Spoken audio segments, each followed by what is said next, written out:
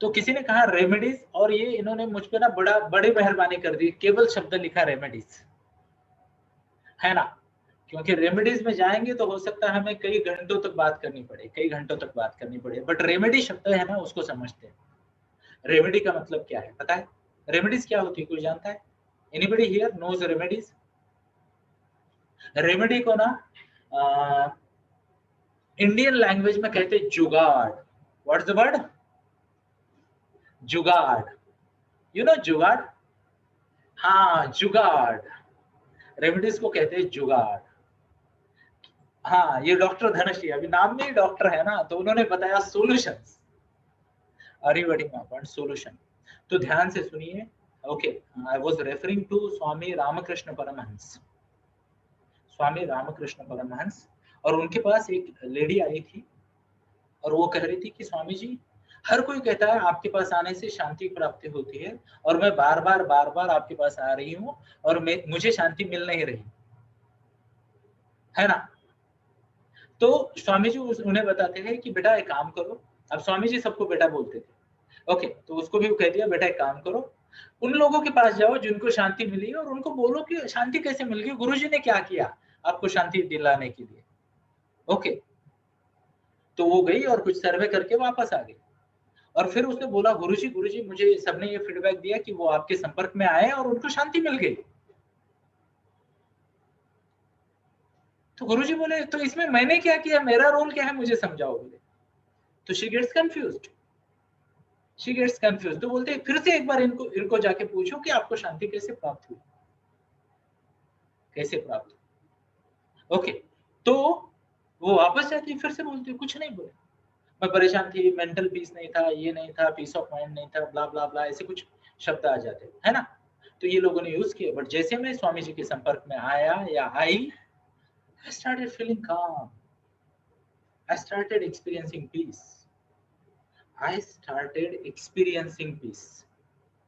वापस वो आती, फिर वो बोलते स्वामी जी फिर से वही जवाब आया कि जैसे वो आपके संपर्क में आए उन्हें पीस ऑफ माइंड मिला। तो स्वामी जी कहे बेटा एक बात समझ में आ गई, ये मैंने नहीं दिया, ये उनके पास पहले से था, और जो डेस्परेट थे उन्होंने सिर्फ देखा कि हम क्या कर रहे हैं। ओके, वो मेरी तरफ देखते हैं, एंड जैसे वो मुझे देखते हैं उनको पता चल जाता है कि यार ये एक आदमी है जिसके चेहरे में, जिसके आवाज में, जिसके बिहेवियर में एक ठहराव है। क्या है? ठहराव है।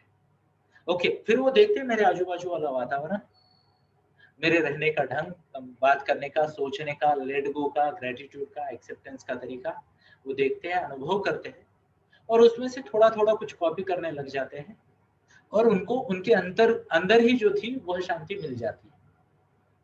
Are you getting my point? तो रेमेडीज की एक बात बताता हूँ, ध्यान से सुनना दोस्तों। मेडिटेशन से लाइफ बदल गया मेरा, रेमेडीज से लाइफ बदल गया मेरा। एंड आई टेल यू, छुपा कुछ नहीं है। 3 साल पहले फेसबुक प्रोफाइल देख लेना मेरा, पूरे कारनामे उधर अभी भी है, और रखे हैं मैंने जानबूझ के, डिलीट नहीं किए, है ना। यस। तो हम तो वो लोगों में से जो नौकरी छोड़ के अन्ना के आंदोलन के लिए रामलीला मैदान निकल पड़े थे, वो तो मम्मा ने रोक लिया हमें। Are you getting my point? मम्मा ने बोला अभी नहीं, तेरे बच्चे छोटे हैं तो तू इस वक्त ये काम ना कर, बाद में कभी जाके से आंदोलन में। Are you getting my point?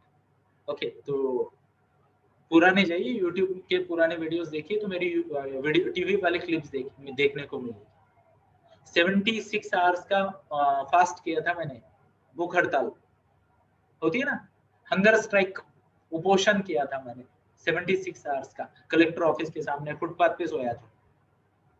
Okay, सब चीजें कर ली, पर फिर बाद में मेडिटेशन से इंट्रोडक्शन हुआ मेरा, और लाइफ बदली। अब ध्यान से सुनना, शांति उसी को मिलेगी, ध्यान से सुनना इस शब्द को, ताकि आगे चल के आप खुद को दोषी ना मानो। शांति उसी को मिलेगी जिसको शांति की तलाश है। Okay, are you getting my point? शांति उसी को मिलेगी जिसको शांति की तलाश है। And people who are looking for easy fix, people who are looking for logical explanation, तो ध्यान से सुनना, human beings are not mathematical calculation. 2 + 2 4 कभी नहीं होता इंसानों में। Are you getting my point? इंसानों में कुछ रूल्स लागू होते हैं। What's the word? रूल्स लागू होते हैं, जो अलग रूल्स है। सबसे पहला सबसे बड़ा रूल लिख लेना, लिख लेना, रूल ऑफ 21 आवर्स।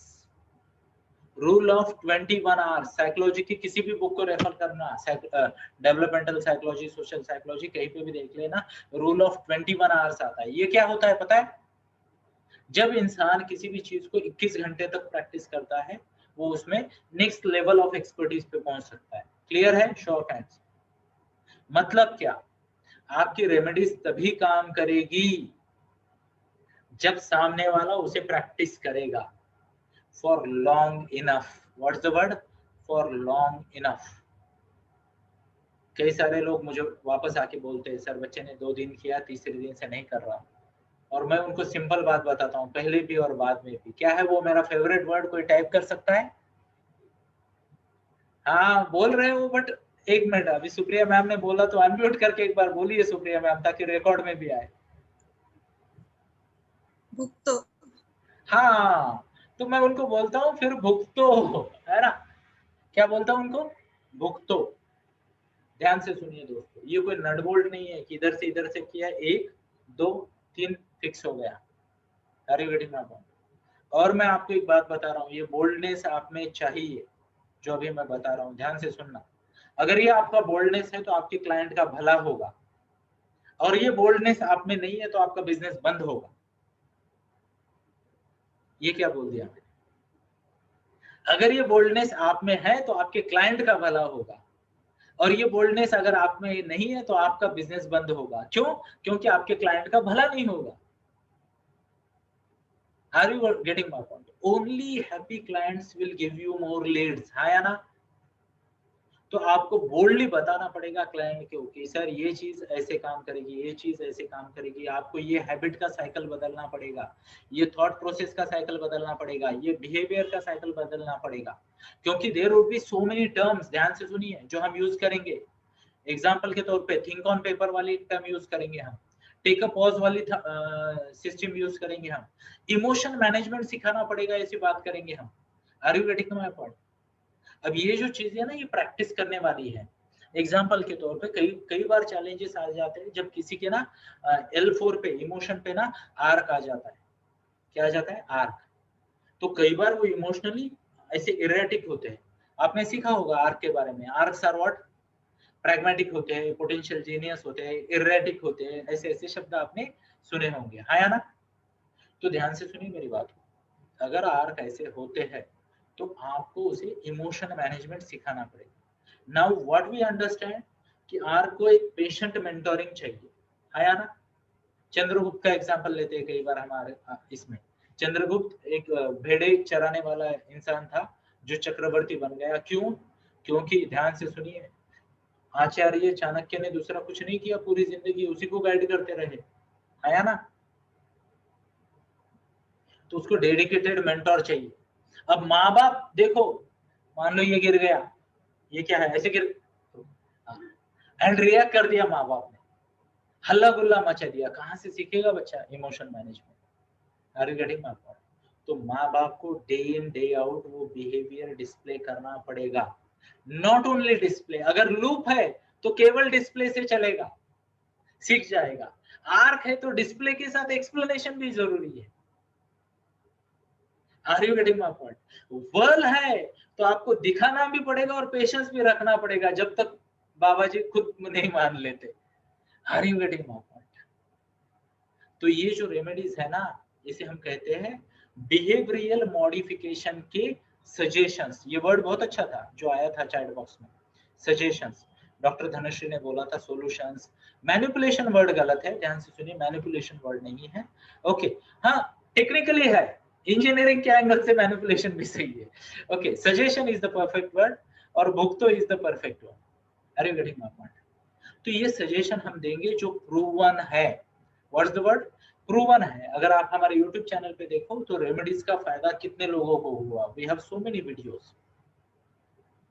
अब ध्यान से सुनिए, हम हमेशा जब क्लोजिंग करते हैं, रिपोर्ट का एंड होता है, तो हम पेरेंट को बोलते हैं, इवन क्या आपने आईडीपी के स्लाइड में देखा है, हम हमेशा बोलते हैं कि ये 4 डायरेक्शनल प्रोग्राम है, बोलते हैं ना?